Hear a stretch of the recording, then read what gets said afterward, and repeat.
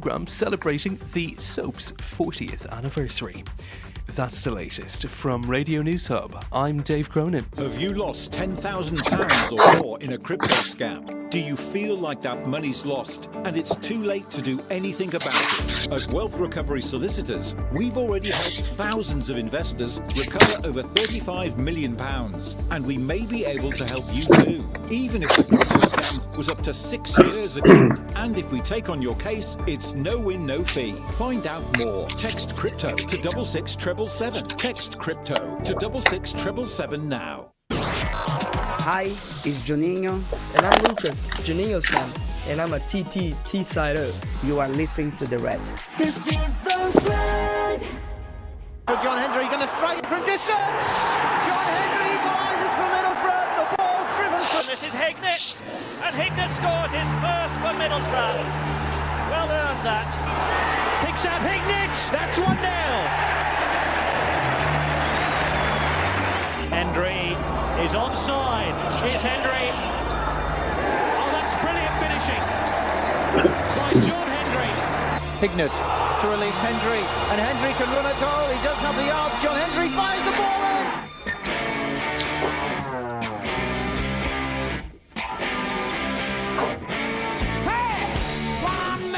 Yeah, it certainly is. It is the two H's, Craig Hignett, John Hendrie, and you're going to be in vision shortly. The buttons have stopped working. I'll fix the tech. You guys buttons, can talk. You buttons. push my buttons. You push my buttons. Thanks, mate. Love you. That's all right. How are you, Johnny? Good, Higgy. How are you doing, pal? Yes, very well, mate. I've had a half-decent week, I have to say, which is nice. It's normal. Mm-hmm. Yeah, but nothing else. I haven't done anything interesting. I haven't done nothing interesting for ages. Like, nothing interesting. Unless you call going to watch Liverpool interesting, which sometimes it is. I have done. My life is so boring, and that's the way I like it. When there's nothing going on, I've got nothing on in the background, I can just plod along. You can tell I think can't you? Because you rammed so much into those first 35 years. You lived 90 years and 30 years, didn't you, Craig? So it's time to just go down a wee bit. I aged 90 years in 30 years. I know that, John, with what I did. Well, what did you do? Hey, listen, that's for a whole different show. Is Jerry Springer still alive? Get him in. Is that going to be broadcast after midnight? He'll be all right. Yeah, that's me. How about your week? Have you been all right? Yeah, it's been all right, pal. Just obviously, same as you, watching a lot of football, predominantly on the TV. Such the Champions League, Celtic, Aston Villa, a big one. I thought it was a cracking first half as such. So I had my eyes firmly peeled on that. Hey, John, have you ever done that at a penalty? What Ollie Watkins did? I never took penalties, Craig, because I wasn't allowed to, because other players used to grab the ball before me. Well, that's like me. People like yourself. Yeah. Was he greedy, John? Oh, God, greedy, I'll tell you. I like more ways than penalties. one. Penalties, free kicks, don't worry about that. What was your record? I missed 3 penalties in my career, and one of them was for you. On my debut for you, for a hat-trick against Huddersfield. Oh, right. It was at Oakwell. I think we won the game 7-1. My debut for Barnsley was like ridiculous. I thought, who have I signed for here? I think were we 5-0 up at half time? I think it might even have been 6. Yeah, 5 or 6. we were 5 or 6 up at half time. It was ridiculous. It was my first game. I'd been there 2 days. Made me debut. Scored 2 in the first half. Got a pen. Hat-trick, let me have it, hit it over the bar. Don't know why I hit it over the bar or how. I was just going to hit it straight. Changed my mind last minute, hit it over the bar. Which was, and it annoyed me because I'd done my hamstring as well while I was running up to the ball. And that's why I ask. What a game. Because, and they reckon new players, it was interesting because I was talking to Tony Mowbray about this. When he signs new players, he doesn't let them play the first game. He said, I'll put them on the bench. He said, but because of the adrenaline and how everything is, and they try too hard, he said they always do something. Carrick's a bit like that as well. Whether pull a muscle or hamstring, and it makes sense, when you think about it. It does make sense. Yeah. But I done that at that penalty. But Ollie Watkins, actually, he fell over and the ball hit his foot, twice or 3 times? A bit like, it wasn't quite as Zenden's, but it was worse than Zenden's, wasn't it? Yeah. Yeah, it was. Final. Yeah. Not wrong with that. That's the first thing that came into my head. Yeah, the Zenden one. That was the first thing that came into my head, yeah. But listen, Borough won a cup final, thankfully, because of that. Yeah. Not wrong with that penalty. There's nothing, no. But the Watkins one, it was even worse, wasn't it? It was even more dramatic, if you like. And how he got the ball where he did, I don't know. I haven't got a clue. But what a game it was. I mean, Villa up, 2-0 in the first 4 minutes as such, and you thought, oh, God, this has got to be a cricket score here. And, of course, Celtic get back in it, scored 2 goals before half-time. But being a Celtic fan as well, I'm thinking, wow, I tell you what, the shock's on the cards here.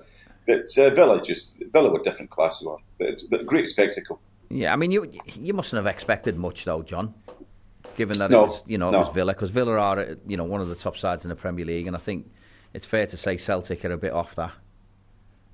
Oh, big time. It was an achievement for Celtic just to qualify for the knockout stages. And, of course, they've drawn Bayern Munich. Yeah, what a game that'll be. Oh, back-to-back games against them. That'll be absolutely fantastic. And Man City, they've got Real Madrid, haven't they? Yeah. I mean, that's an unbelievable draw, really, isn't it? Considering where the both of them finished in the table. Because they both had poor campaigns, if you like. Man City in particular. But neither of those teams, I don't think, will fancy each other, playing against each other.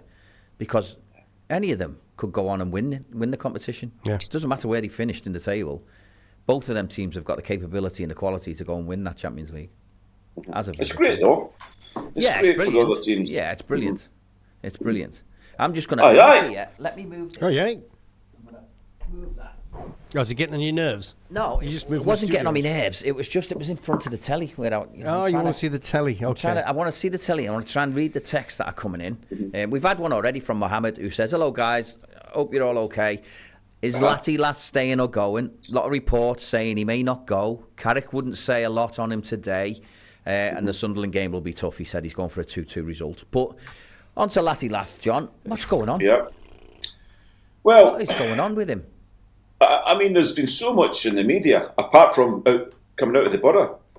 I mean, there's been nothing coming out of the club as such. But it's obvious that there's a big offer in there. And what happened last week? What did he tweak? I mean, he came off after 11 minutes. What was the actual injury? Tweaked his wallet.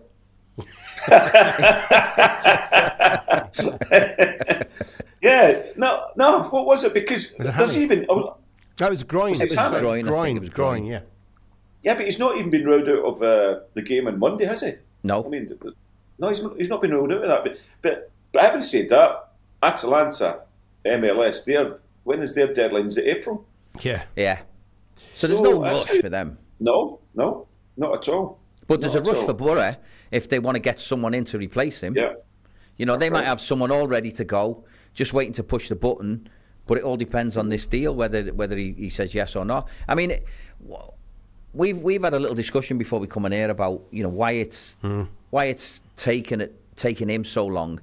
John, I know the money obviously comes into it, and apparently he's getting paid maybe 4 times. Some have said 7. Yeah. He's obviously more. Yeah, he's getting paid more. Borough are going to make an absolute fortune on him. The money is, I think, the money's astronomical for him. I don't think they'll ever get that type of money again, so you can understand why they've said yes. But is this all down to him having reservations about jumping from the Championship to the MLS? Well, and the impact it could have on his career? Yeah, well, that was the thing. I mean, it's got to suit all parties. You mentioned it would suit the Atlanta. They're getting a very good player, record signing. It would suit the Borough. MLS record signing, by the way, not just Atlanta. When you consider they've paid 11 million for Almiron and the money they've offered for Latte-Lath, it's unbelievable. Yeah, it is unbelievable. So it suit the Borough. They're getting the money they probably wouldn't get elsewhere, but it's got to suit all parties. And the third question is, does it suit the player? Yeah. Personally, I don't think it's a good career move. I do not think he's 24 years of age. He might get there and think, well, he may not get another opportunity back here. That's the thing. I mean, we all know what. Is it about for him? How tempting is it to think if he does sign this deal? I don't know how long the deal is, whether it's 4 years, 5 years, whatever it is. Is the financial package enough to set him up for life? And if it is, how tempting is it to do that? Craig, I just think what he's achieved here at the Borough is put him in the shop window as such. And if he carries on developing as such, he's only 24 years of age. Yeah. Then he would develop probably into a Premier League striker. Because I'm sure some Premier League club would take a gamble on him. I would certainly take a gamble on him. And then you think, well, come the end later on in your career, you think, okay, you get a chance in Saudi League opening up and everything else. So for me, if it's for money, then that's disappointing. That is disappointing. It must be tempting, though, John. But what I think even if he does go, right, and he scores a load of goals, then people will say, well, it's only the MLS. He should score a load of goals. Yeah, that's right. Whereas if he doesn't score a load of goals, people will go, well, he's a flop. Yeah. Yeah. And so it can only. There's nothing good going to come of it, is there? If he goes and scores loads of goals, he should score loads of goals. Yeah. If he doesn't, then that's worse for him. He's never going to come back here. If he goes out there and can't settle, is anyone going to take a chance on him here? Not at that money. Yeah. Not at that money. I would recoup something. Yeah. Craig, I would actually like to know what is holding it up. It can only be that decision, whether he wants to go or not, whether he thinks that it's the right career move for him.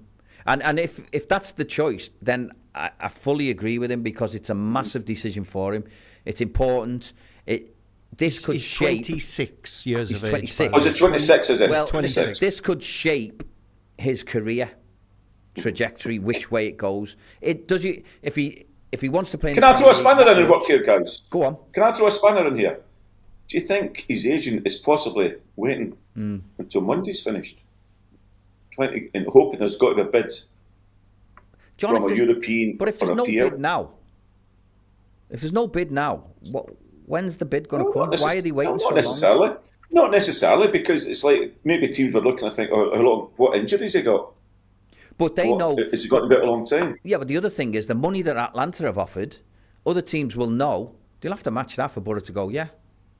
Mm-hmm. And that's not going to happen. 100%, that's not going to happen. Yeah. I mean, the latest rumours tie in perfectly with what you guys are discussing, which is the clubs have reached agreement. The player hasn't decided. But he's had a medical. He's had a medical. He's personal terms are agreed. Mm-hmm. Fees agreed. Is that right? So everything's sorted. This is what we've read so far. Yeah, but we're just waiting on it. I mean, Simon Daines has been on. He said, do you think it's Lath digging his heels in, open for a bigger move, as I don't think he wants to go to the USA? It possibly could be. It possibly could be. And it's like... And he's maybe thinking, what if I just wait another week or so? What difference is that going to make to Atlanta? Whereas the window... Could make a big difference to Borough. You get panic buys. Well, it might be to Borough. But maybe, it's like with panic buys. His agent might be stirring things up in the background. Do you know what agents are like, Craig? He might have got one or two other little irons in the fire. He's leaving it late. Oh, he is. He is. But it's always the last day of the deadline. The phone up to 11 o'clock at night. Yeah, well, that's right. Going all day. A good luck, because he'll be playing out there, wouldn't he? Yeah. If he's fit. I hope so. I mean, if he's fit, I hope so. Let's not rule that out either. Yeah, let's not rule that out, because and give credit where it's due. He's still putting a shift in when he's out on that grass out there. He's still working his socks off. He's creating goals. He's scoring goals. And if he does stay, then hey ho, it's not the end of the world. Yeah. I've got two points, two questions. We've just touched on one, the club, because there's two parties to this from our end of the deal. There's obviously the player, excuse me, but what about the club? They'll need to know. They'll need to get a decision shortly. I think because they must have something lined up. Yeah, the club could come into play after the deadline goes, because they could say, well, we're not letting you go now because we can't get anyone in. And I understand that, and that's the club are well within their rights to do that. So he knows there'll be a deadline. 100% there'll be a deadline. They'll say to him, by this time you've got to make a decision. Yeah, and I think that deadline will be tomorrow. I can't see the deadline going on into Monday I think it has to be tomorrow, really, for them to then go get who they want to get if there is someone lined up. So I don't know. It's a weird one. I think he's obviously umming and ahhing about his career. That's what I see it as. I think everything he's happy with. Yeah, I think everything he's happy with. The deal, the money, length of contract, that's all done and dusted. The medical, by all accounts, has been done. So that's done. So they can literally, he can just sign a piece of paper and he's done. And as soon as he says yes to Borough can go out and do what? Activate whatever they've got lined up. Whatever they've got, because they will have something lined up. It would be. The other thing is, they'll have someone lined up, whether they can get it over the line or not. And the longer it lingers, the more the ball's in the other player's court, because he could say, well, the deadline's coming. Well, the price might just go up, or his wages might just go up because he's been hanging on and hanging on. I think probably hanging on to see what other options he's got. Exactly. So those options are going to close pretty quickly. Well, he will have to do something before the deadline, the player that they've got lined up. So he'll be getting itchy feet. He'll be thinking. So that's why I think tomorrow might be a deadline for all parties, really. Yeah. So.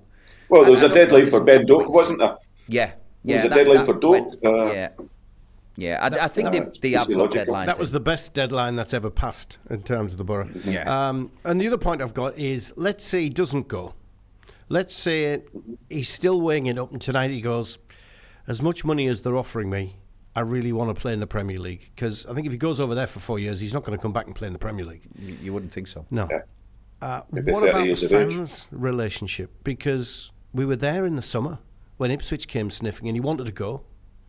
And he got his head down, got settled, started scoring goals and putting shifts in, won the fans over again, and now 6 months later we're there again. Is he going to go? Is he going to stay? He wants to go. Will the fans turn?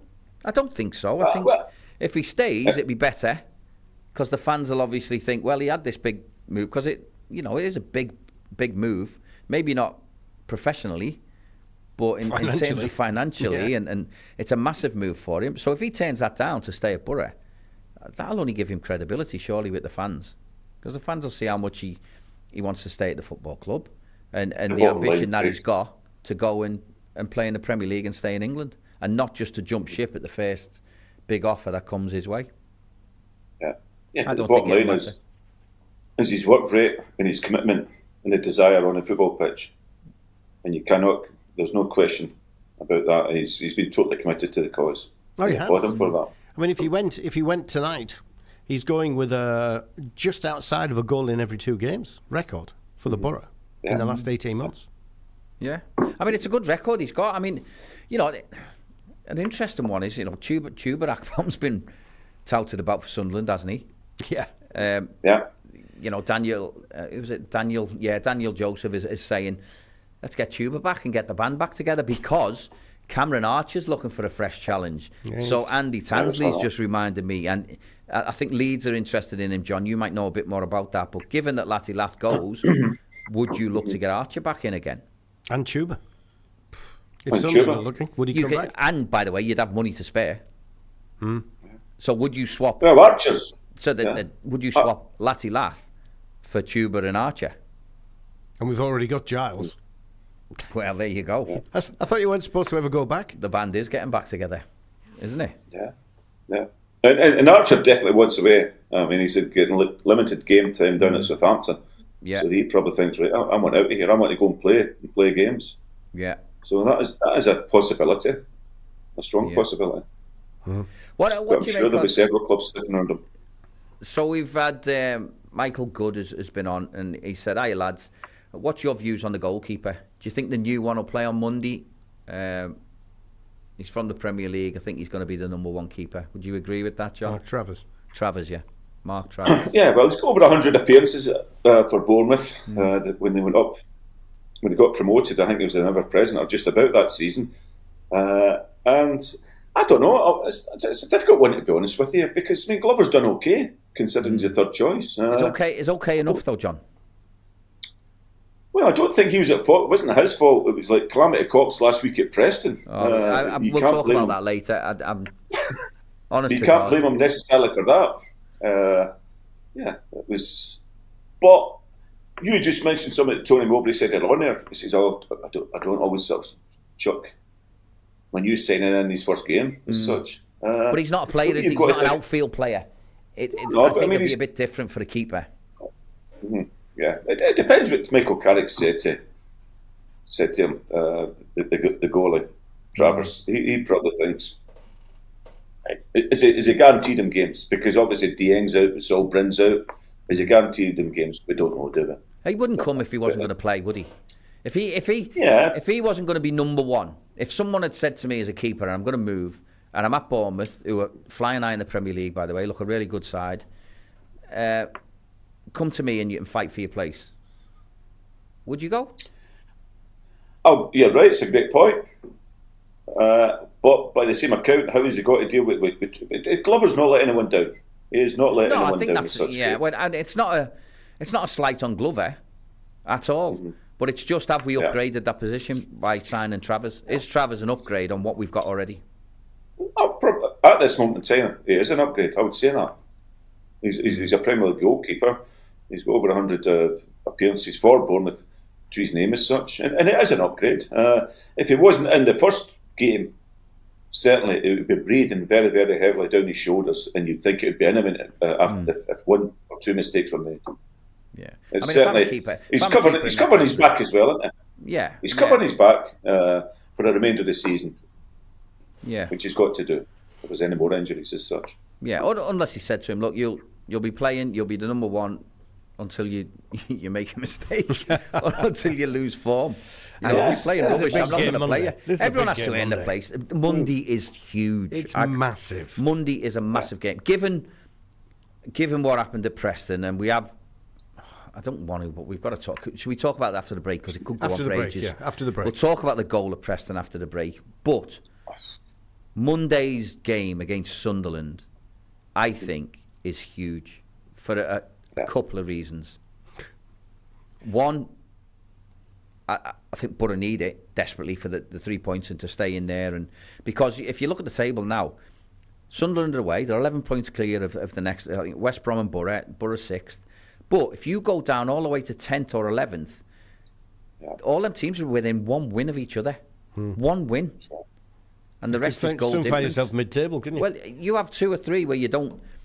I mean, if Borough go 2 or 3 without picking any results up, or a draw out of 3 or 4 games, that's going to be a disaster because only them teams need to win 2. And the next minute, you're 3 points behind a host of teams from nowhere. So it's Blackburn win tonight, Craig. If Blackburn win tonight, they jump above the Borough. They do. They're 2 points behind. Then immediately behind them, you get both Bristol City, Watford, and Sheffield Wednesday. 3 points behind the Borough. Yeah. So that's the top 10. You could go all the way down to maybe Norwich. Maybe Norwich. I think Norwich are 2 wins away because they're a couple of points. Yeah, they're below. Yeah, they're 11th, I think. But it's so close and tight, the league. And the other reason is the fans. You know, you're starting to hear noises about fans now, rightly or wrongly. Listen, Borough is still in a playoff position. They're in a great position to end the season. Great, but they've only got what 2 wins in the last 5 or 6. Yeah, and there was a wee 1 or 2 little growls, wasn't there, before the West Brom game? Yeah, everyone was a wee bit apprehensive before that game, and I was at the game. Excuse me, and I says, "What a performance! They played with more urgency. They're a lot sharper. 2 great goals as such. Thought I deserved the victory." But then you think it's same old Borough going into Saturday. They just let themselves down. I mean, it's the story of the season. Let's face it; it's totally inconsistent. It is, and there's been too many of those like that. Where they should have had all 3 points here on Saturday. Yeah. Never mind one; they should have had all 3. And we've said that quite a few games of late. It's just game management as such. They struggle with game management and individual errors. You're getting a bit of stick here, John, because if Andy Tantley has it's not Andy, it's Martin Grimes has said Glover's been poor for us. I can't believe you think he's been doing a job. Really? Yeah. We do like a bit of stick. Okay. Get on. Well, there you go. Martin's had his say. Well, your opinion, Martin, I'm entitled to mine. He's come in there as a 3rd choice goalkeeper. He's not let anyone down. You blame him for the 2 goals Don't be getting defensive, John. You stick up for yourself. Yeah, you're a striker. Just, Hickey, just tell Martin the next time I see him at Riverside, just ask him, has he met onions before? Onions makes you cry. Look at onions. There's onions. Big Martin, you're getting onions straight in your chin, son. All right. Andy's been on again about the keeper situation, and he said the thing I think we've lacked is a strong keeper, a strong voice from our keepers organising the defence. Do you think Travers might bring that important facet to the team? A strong voice. I don't know enough about him. I mean, listen, unless you're on the pitch, how do you know you lack a strong voice? So it's... Well, you don't know. Well, that's been the story. And it's not necessarily for the goalkeeper. It's like, we were talking about this several weeks. There's been no leaders out there on the pitch. There's been no one sort of demanding, not a Roy Keane figure as such. Yeah. It's like, and I said that, I mean, what was the game they lost before the West Brom game? The game they lost? Portsmouth. And I'm looking at the last 20 minutes and I'm saying, they're giving the ball away for fun. It was standards. Yeah. It was just, it was shocking. And I'm thinking, who's digging them out here? Who's having a pop out there on the pitch? Yeah. That doesn't come for the goalkeeper as such. That comes out for leaders. John? Does that still go on in football? Got to come on. No, it's got to go on. Of course it goes. It should go on, because if you're not doing your job and you think, it don't matter if I give the ball away. Of course it matters. It's your livelihood. Yeah. It's your job. It's your pride as well. You're getting paid to go out there and do your job. You're professional. And you do it to the best of your ability. And it's having that winning mentality. Yeah. It's having that desire. Dan Joseph's been on and says Travers has to start. About Glover, he said he's not good enough for a playoff chasing team. Look at his performance versus Blackburn in the FA Cup. He doesn't give anyone confidence. He has dropped a couple of fatties, but I don't think goals have been scored that many.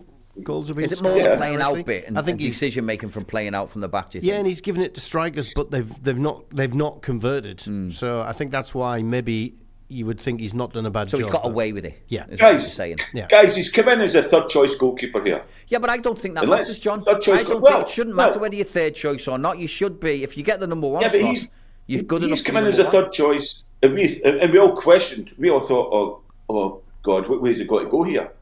The point I'm making is, he's done better. He's done all right. He's done better. He's done better than what I thought. Yeah. Because it was a concern. Yeah. I don't think we can put all the blame. No, it's not. No goals are blame on his head. I don't think so. He's plugged a hole, hasn't he? And he's done all right. Yeah. That's where I'm coming from. I'm not saying he's bringing Travers in, Lev Yashin or Ray Clements or Peter Shelton. I'm not saying that. But as you say, he's plugged a hole there. He's come in and he's saved the day to a certain extent. Otherwise, you're left with a young kid in there. Yeah. So I think it'd be unfair to, because of the rest of the team's inconsistencies, if he's the only one who's getting some flack as such. I think that's totally unfair on a goalkeeper as such. Well, you mentioned consistencies. Andy's just been on. Just this second it come through. John, he says, I've been following Borough for 40 years now and there is one thing that describes the Borough, and it's consistently inconsistent. Yeah, you're right. And I definitely agree. Even more so this year. You'll be pleased to know Martin's been on and he sent some crying, laughing faces for you, John, as well. So he must have smelt the onions, mustn't he? Yeah. Onions makes you cry, Martin. I'll see you at Riverside on Sunday, big man. Sorry, Monday, big man. All right. I'll be waiting downstairs for you. It's the two H's, Craig Hignett, John Hendrie on the red. You can get your messages into them, whether it's Facebook Live, whether it is YouTube. We're streaming live on those. If you're listening on the wireless, the good old-fashioned way, you can WhatsApp us. You can call the boys, actually, or WhatsApp us, or WhatsApp callers, 0330 043 2002. Jack in Leicester has done just that. He said, let's go on the Tuba train, choo-choo, next stop the Premier League. I think the only problem with that is he's about to sign for Lille. He's been given permission to go for a medical. He has. They've agreed a deal with a buy clause at the end of the season. So Borough better move quickly if they want to get Tuba back on. Maybe it's that deadline that's gone. Could be, couldn't it? Who knows? Who knows?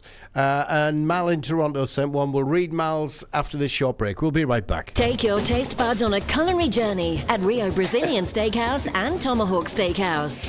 Prepare for a carnival of South American flavors at Rio Brazilian Steakhouse as you dine on prime steaks cut and cooked the Brazilian way.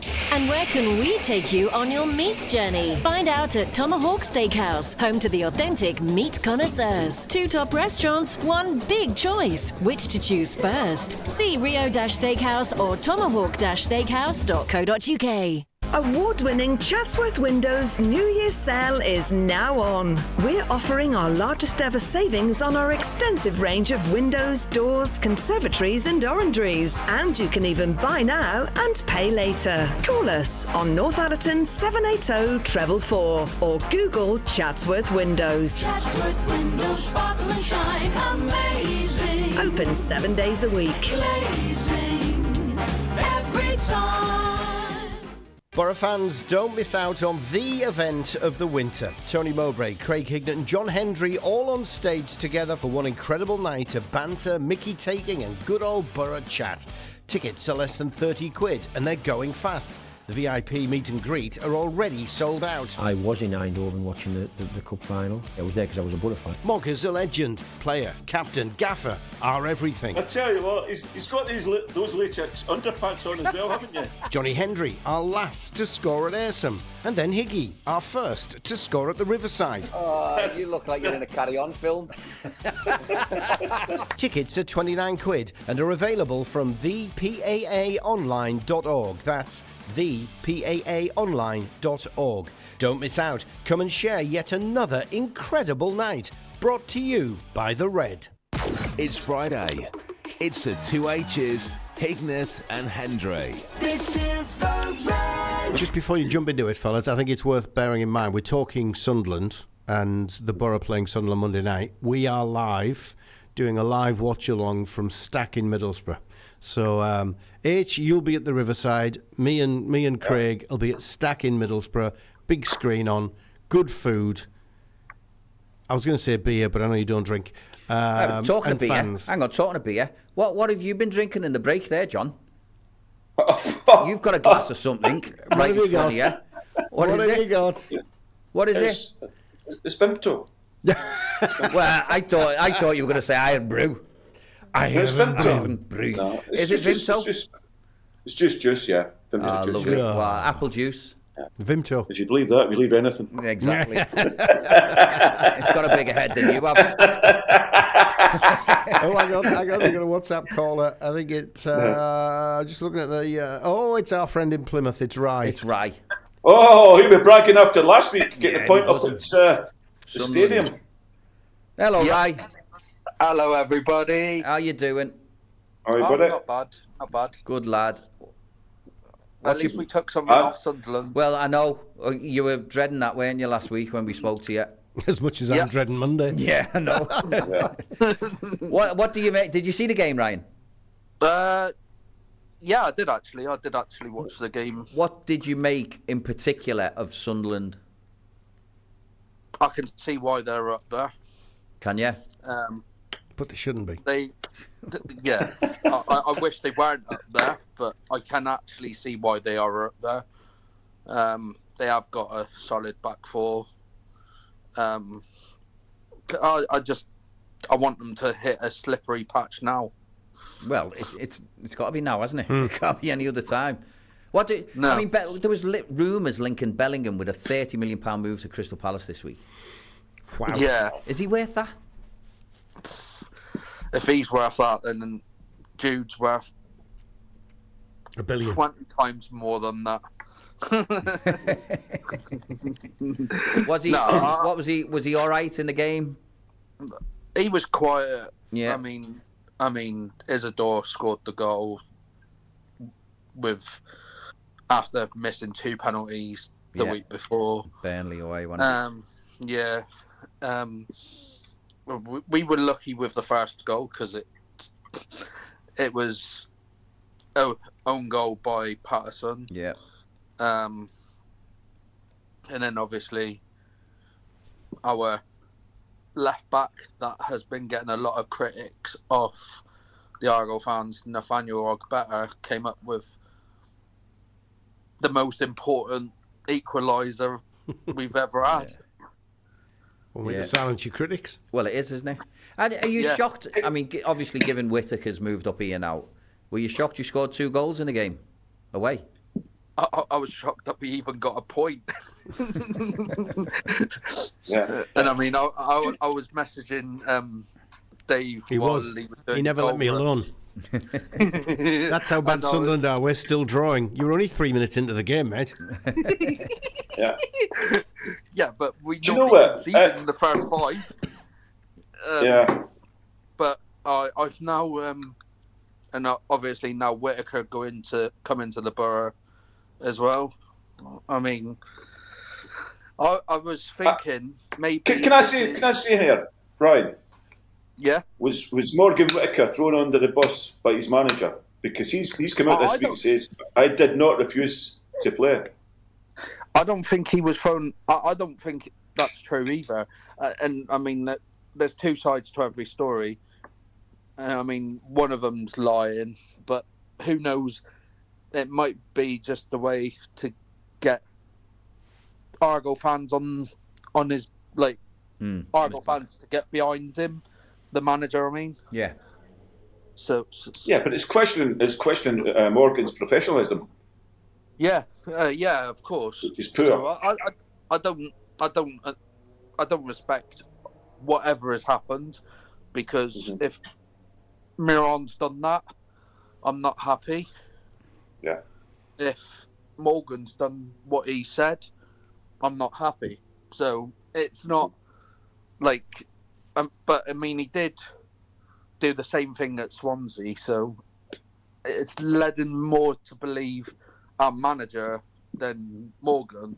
But like you say, like I said to Barney on Monday night, I said there might have been a deal already put in the plans, and we don't know if, like, obviously the manager's going to say one side, the player's going to say one side, but it's the owners and all that, the chief exec and all that could say, no, we don't want him playing because we're selling him for X amount of money to a different team. So, listen, it might be a vehicle that the manager's used to let him go. Mightn't it? You know, he could say to the owners, couldn't he? Well, he hasn't trained well, or he's refused to do this, that, and the other. Whether it's true or not, I don't know. It might just force their hand to say, right, we'll accept this money, we'll get rid, and we'll start again. And he might want to start again. The manager, he'll obviously want players who he knows and who he trusts. And if he thinks he can get some money, and he'll be given that money back to spend on the team, you know, I just think you don't have to question someone's professionalism to do that. You can do it in a different way. I mean, if my professionalism was ever questioned, that would make me probably the angriest I could be. You could call me whatever you want, but if you called me unprofessional, that would be like the worst slight that I could have. You and John both know firsthand, because you both managed clubs as well, so you know how to deal with transfers. Obviously, well, you've just got to be. I think the best way is just be honest. If everyone's honest with each other, then I don't see the point. You know, if I ever had a player that wanted to go, I'd say to the player, right, no worries. As soon as we get a bid that we're happy with, you can go. Same the other way. If I had a player that I didn't think was going to feature, I'd get him in and say, look, I don't think you're going to feature. If you can find a club, I'll give you the glowing reference, blah, blah, and just be open and honest about it all. There's not many times where you can't be open and honest with a player. There's not many times at all. Obviously, you can be 99% of the time. You can be open and honest. There is that 1% that you just can't say to a player. Yeah. Things come up where you just can't say it.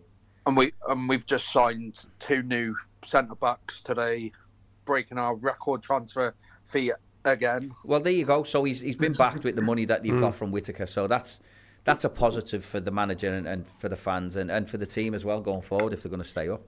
Who's the danger man for Sunderland then, would you say, right? Who have we got to watch out for on Monday? I think Isidore. I also think Joe Bellingham is a threat as well. Well, obviously, he might not even feature on Monday if he gets... Patrick Roberts.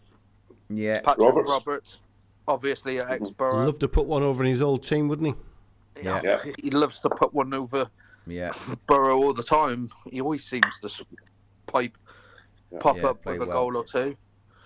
Is it fair to say that Sunderland have built their success on a sound defence? I mean, if you look at the last two away games, they won 1-0 at Derby last week, then they drew 0-0 at Burnley, and that's with missing 2 penalties as well. So, and obviously we lost 1-0 up there early in the season. So you can see with it's right between the lines, it's based on a solid defence. Yeah. Is that fair to say, guys? Yeah, I would. I think that's fair. I also think Patterson's probably the second best goalkeeper in the Championship as well. Second to who? Michael scored a great goal last week, didn't he? He scored a great goal for you last week. That was an OG, wasn't it? He did score a great goal for us. Yeah, that's why you think he's the second best, isn't it? Because because he has to be second best to at one of our own news at Sheffield United. But and also I did say to Barney on Monday night as well, I'm thinking of getting an away top with Whittaker 11 on the back. Good on you. He's already got a top with Azaz on. Now he wants to get one with Whittaker on. Yeah, well, listen, you could pick anyone, couldn't you, down there? They're all... I was quite... Guys, just... Yeah. It'll be interesting. I mean, we've touched on the keeper, Mark Travis, coming in. Some of you guys think he's got to be playing Monday night. Do you think any of the other guys like Whittaker or Ryan Giles will be playing? Well, we've had text about that, actually. And it's come in. It's just down a minute. And let me get it up. It's on about Giles, and it says, I'm sure Giles will play. This is from Michael Good. I'm sure Giles will play on Monday, and Sunderland will think that they can come and win the game, and it'll suit us. So he fancies a few goals. Hopefully, Borough win 2-1. But he's thinking if Giles will play. I think he might play. He also thinks it might be an open game because Sunderland will come and think that they can win it. But like you said, John, if they are built on a defensive foundation, it's not like they're going to come out and play, is it? Yeah. That would be a good little competition. Yeah, if Ryan Giles is playing him against Roberts, that could have a bearing on the result. Who comes out top in that little duel? That would be a good little contest between those two. As such. Yeah. Couple of WhatsApps. They'll play the same. They'll play 4-2-3-1, exact same as Borough. So it'll be. Now I'm looking forward to it, but we're due to turn them over. We're due to do them. Couple of WhatsApps have come in. Jack in Leicester said we got promoted because of a solid Karanka defence. It works. It's boring. I know. That's the question, isn't it? Would you rather win 1-0 in a boring game, or would you rather draw 3-3 in a? Well, it's horses for course. I'd rather win 4-3. I think you have to be a bit pragmatic, and you know you're playing against and see who the opposition is, and then you can set up accordingly, can't you? I think there's times to be gung-ho and expansive, and there's times to be, well, hang on a minute, we'll play nice and narrow and keep it tight and play defensively. And if we think, I remember that season. Karanka's season, when they got promotion, when the Borough got promotion, and I tell you what, I was at every home game, and I'm convinced that every home game kicked off at 4 o'clock, not 3 o'clock. Because the first 45 minutes that season was 0-0. It was the most boring football that you could watch, and you think, I wish I'd turned up at half time rather than before the game. And I'm with you, Higgy. It was dire, and that carried on into the Premier League, which is the biggest anticlimax out. Yeah, it was. We've had another text here. Ian Barron. Ian Barron's been on, John, and he said, "Are they pickled or baby onions?" Where that you've got? Where? What are you on about? Your onions. He said, "Are they pickled or are they baby onions?" Onions. Onions makes you cry, you know. Yeah, that's only if when I'm out in town and I get some stick, I always say to people, have you met onions? Did you cry, you know? Better than a Glaswegian kiss. Yeah, it is. You might think Plymouth and Leicester are far-flung, but what about Toronto? It's Mally. He says, now then, lads.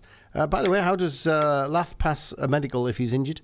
What's going on with Millwall, nicking all our players again? Coburn, Dykesdale, possibly. Now rumours of interest in Rory the Lion as a mascot for an undisclosed fee. Davey and Higgy at the Shack. The live watch-along, it's called the Stack, mate. Stack, not Shack. No, that was in Greece. Yeah, he's a basketball player, isn't he, Shack? Or used to be. Yeah. The live watch-along, is Higgy doing some karaoke? All the best. Going for a 1-0 Borough win. Depends what I've drank, doesn't it? Some squash. Yeah. Vimto. That's all it'll be, right? Won't be anything else. I am open for a bit of food, though, because I heard that the food there is nice. It's really good, actually. Well, I'll get you some food. Do they do and I'll have a beer for you, don't worry. We'll see, won't we? What coverage of a game that will be. Right. Do you know that, guys? Do they do Parmos at the Shack? Oh, every chance, right? It'd be stupid if they didn't do Parmos. Didn't, yeah. Every chance. I'll eat one for you and I'll let you know next week, and if mate. not, I'll go for a walkabout. Well, you can. Oh, yeah, you can. Well, let me know on Monday. I might watch the watch-along. No, you two timers. You talk to Bernie as well, so... Yeah. We're done. We're done here. Well, That's the end of the relationship. Oh, you've blown it already, mate. I can't two-time when there's two of you and one of him, so that means three-timing, isn't it? Well, that's different waters. That's totally different waters. Yeah, that's for a different show after midnight, mate. Yeah, okay. Cheers, Ryan. Thanks for that, buddy. Cheers, Ryan. Ryan Plymouth. All the best, mate. Our 51% Argyle, 49% You nearly Borough got that fan. wrong then, Dave. I know you did, yeah, absolutely. You can call if you want, 0330 043 2002. Guys, I'm just looking at the clock. My goodness, we've got about 12 minutes left. I know. And John's rearranging the furniture. We'll be right back after this. You may be sleeping, but our eyes are always wide open. At PSS, we're Peacock Security Shutters, and our mission is to keep homes and businesses safe and secure. We supply and install super secure roller shutters and garage doors, as well as bifold doors and shop fronts. We also offer a 24/7 emergency maintenance service for complete peace of mind. PSS, Peacock Security Shutters. Get a no-obligation quote now at peacocksecurity-shutters.co.uk. At Teesside Car Finance, we don't just do car finance, we sell cars too. So if you need a new runaround, something sporty, a family SUV, chances are we've got it. And Teesside Car Finance help you get finance no matter your credit circumstances. For great savings on quality used cars, Teesside Car Finance always go the extra mile. Visit us today on Snowdon Road, Middlesbrough, or see teessidecarfinance.com. Representative 12.9% APR. Love the Red? Then take us with you wherever you go, because the Red's brand new app is here, and it's the way to listen, interact and engage with Teesside's new favourite commercial radio station. Stuck in traffic? Take us with you. On a morning jog, we've got your soundtrack. Soaking in the bath. Dive into your favourite shows, exclusive competitions and the latest updates, all from the palm of your hand. The Red Radio app, your station, your way. Download for free from your app store. Just search the Red Radio. Get ready to beat the road tax rise. In the red corner, the road tax rise. And in the blue corner, SG Patch and you. On April the 1st, road tax on brand new cars is going up. And you could end up paying hundreds of pounds more in tax a year, even on a zero-emission electric car. But you can beat it if you buy a brand new car from SG Patch before March the 31st. Total knockout! It's no contest. Beat the April road tax rise with SG Patch Middlesbrough, just off the South Bank roundabout near Taco Bell. Forget the Mackhams, forget the Mags, Smoggies and Proud. This is the Red. Are you back, boys? John, Simon Daines has been on. He says, I think our inconsistency will cost us going up this season. He said, if we don't go up, who's to blame? Is it Carrick or is it the players? Carrick can't say he hasn't been backed by the club, as he said on a number of times that this is the best squad that he's had since he's arrived. How do you see that one?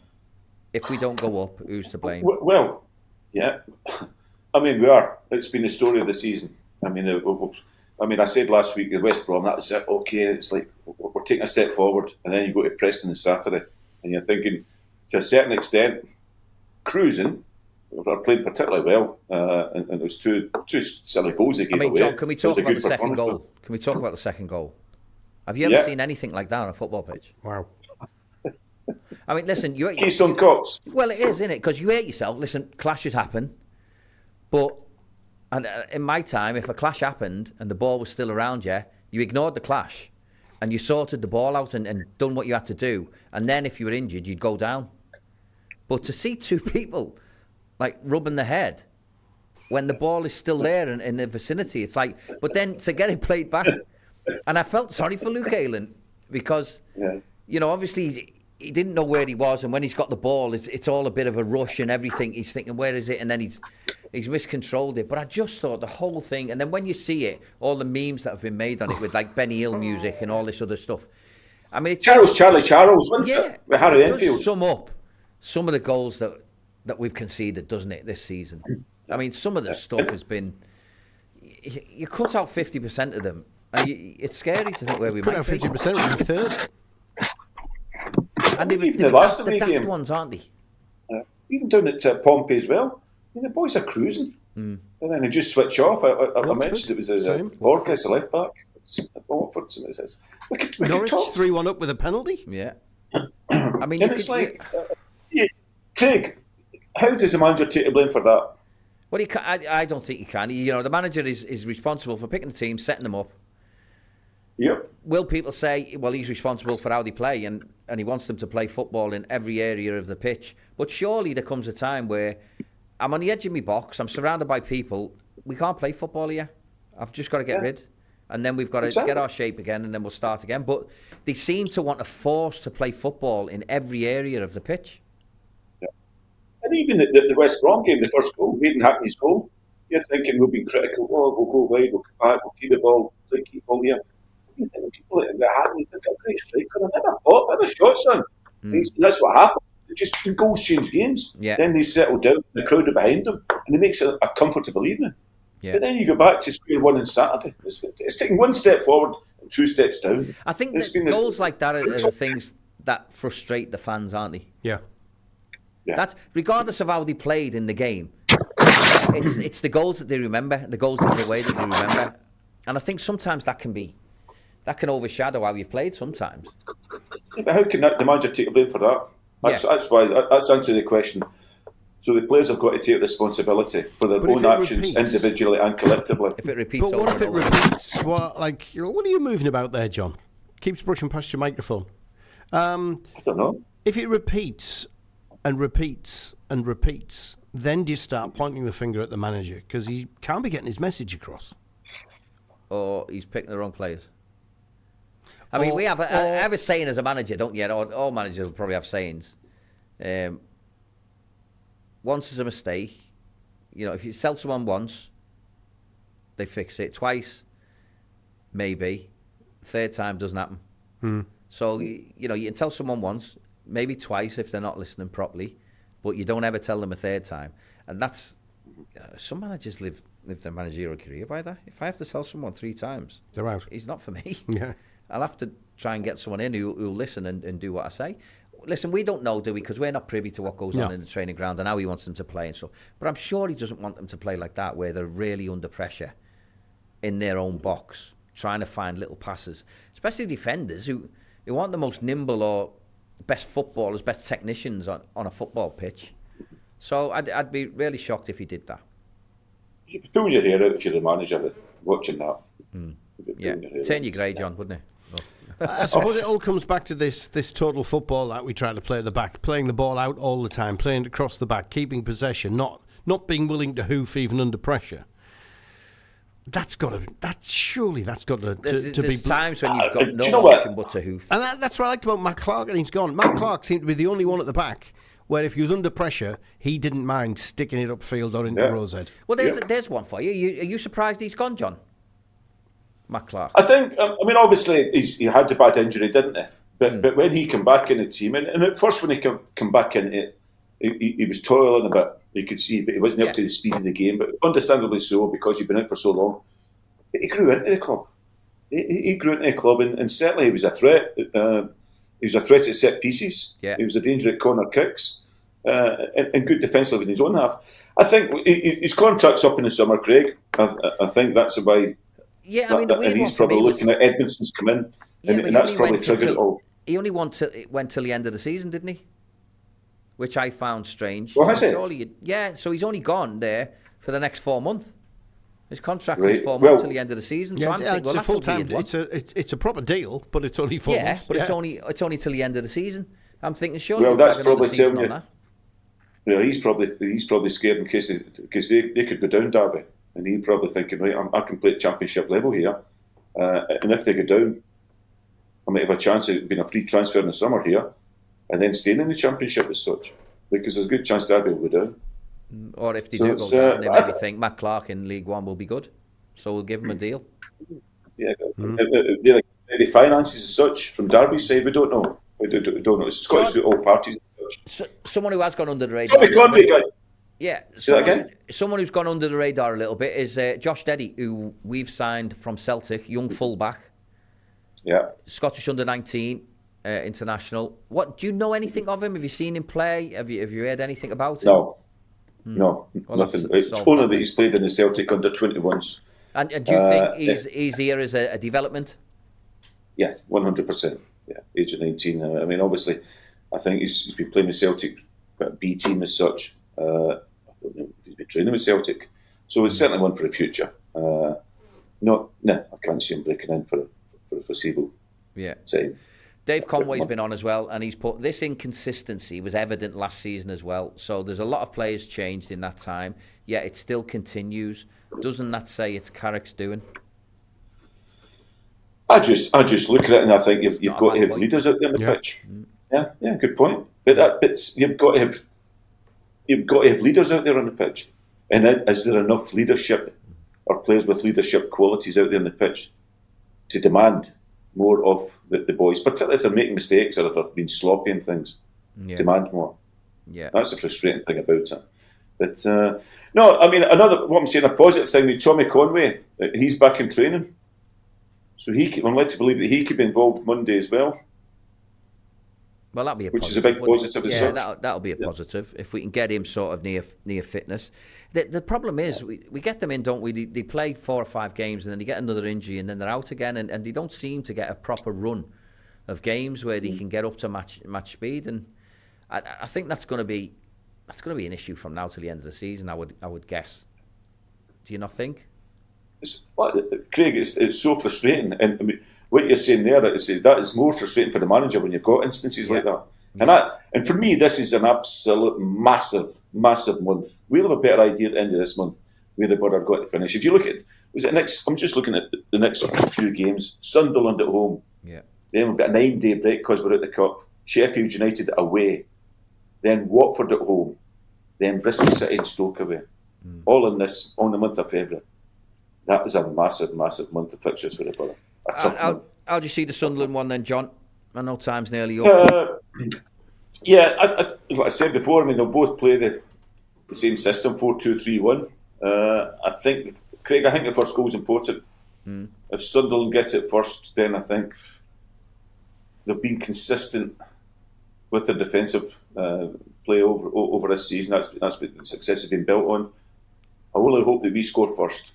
If we do, I fancy you're going to win the game. But if they score first, then you think, okay, have we got enough to break them down? At this moment in time, we don't know what the team's going to be, Craig. Yeah. And Michael Carrick, I tell you what, he's got to earn his corn on Monday with his decision making, with his team selection. As I say, it's the first game in a crucial month.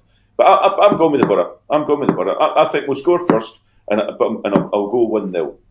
I'm going 2-0 Borough. I went 2-0 Borough yesterday. Did you? Yeah. Don't know, just have a feeling in the water. You know, I'd like a Dan O'Neill red card, 0-0 at half-time, Borough to win 4-0 second half. That'd be lovely. But I don't think lightning strikes twice. No. But I'm concerned at the same time. It's just, you just don't know what's going to happen. Well, anything inconsistent. Like John says, the first goal in this game, I think, will be important. And I think it will be massive. And whoever gets it, I think, become massive favourites in the game. Cool. Yeah. We're out of time, fellas. Brutus Gold is up next. Hasn't been on the radio for 22 years. He's I love back British tonight. Gold, the Love Train. That's my favourite song, guys. Love Train. It's the only one I can dance. It's the only one I can dance to. Because you just hang on to someone's hips in front of you and you just you've been on a few love trains, you. Love train. That's it. Join in. Yeah. Go to Love Train. Love Train. I'll have to do a karaoke now. Get Brutus on quick. That's it. Yeah. Okay. Hey, listen, I had them in a Riverside room last year at one of the games. I got the DJ to put that on and I had them all in the room up doing that. It was brilliant, it was. I swear to God. Brutus is not happy. The steam coming out as he is. He wants a full 2 hours. We're only eating his time up. John, Iggy, brilliant. Iggy, I'll see you on Monday at Stack for the live watch along. Come down and join us. Get on the wireless. We're going to have a good time as the Borough beat Sunderland 2-0. Fellas, thank you very much. Have a good weekend, guys. Take care. God bless. Hignett and Hendrie, legends. This is the